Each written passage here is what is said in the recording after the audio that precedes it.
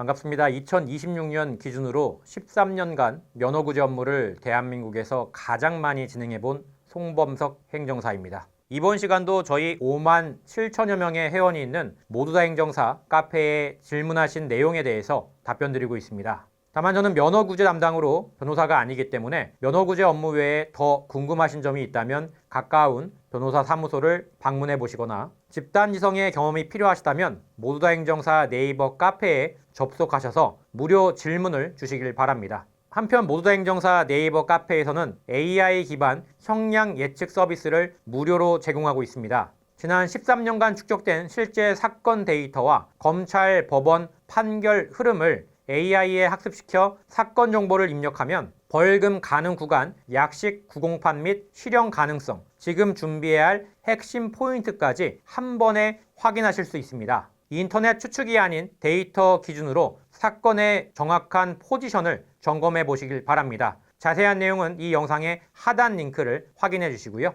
무면허, 음주운전 면허 취소 후에 무면허 운전으로 사고가 났습니다. 제발 조님. 음주운전 취소 후에 무면허 운전으로 인한 사고입니다. 2015년에 음주운전으로 인해 면허가 취소가 됐고 10년 동안 면허를 못 따신 건가요? 그리고 올해 2025년 11월 23일 운전하다가 다른 차를 긁어서 사고를 냈는데 그 즉시 피해자가 연락하지 않고 다음날 새벽에 피해자에게 연락해서 상황을 이야기했다고 합니다. 그 이후에 피해자께서 견적을 받아보고 연락 준다 이야기했지만 경찰에 뺑소니라면서 신고했다. 대물 뺑소니가 되는 거죠. 경찰 조사 시에 구속될 수도 있음을 알고 있으라고 말씀하셨다. 많이 이제 좀 화가 나신 것 같네요. 아직 합의는 보지 않았고요. 음주운전 취소 후에 무면허라 구속될 가능성이 높을까요? 변호사를 선임해야 합니까?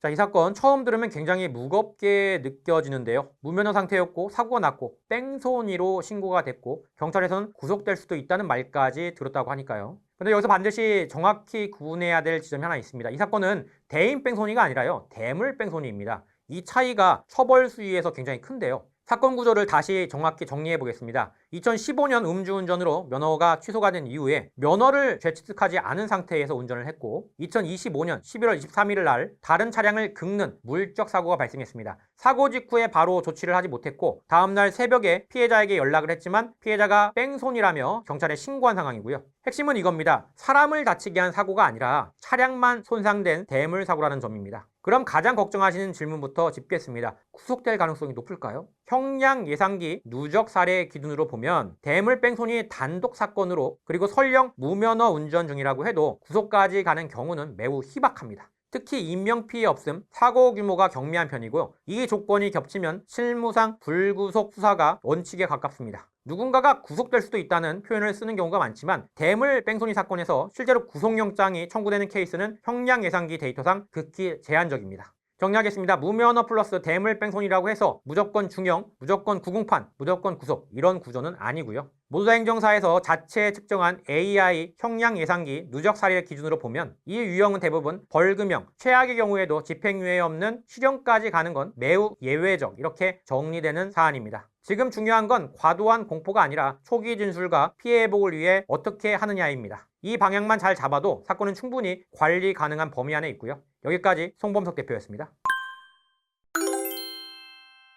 여기까지 답변 드렸습니다. 모두다 행정사 네이버 카페에서는 반성문, 탄원서, 합의서 샘플 및 양형자료 리스트를 무료로 배포해드리고 있습니다. 카페에 가입하셔서 받아가시길 바라고요. 또한 집단지성의 힘으로 만든 음주운전 사례 분석 자료집 샘플도 무료로 배포하고 있으니까 꼭 신청해서 받아가시길 바랍니다. 특히 사례 분석집에는 그간 카페 회원들이 실제로 넣었던 양형자료 리스트와 목록 그리고 선고가 어떻게 나왔는지에 대한 실제 선고 사례가 들어가 있습니다.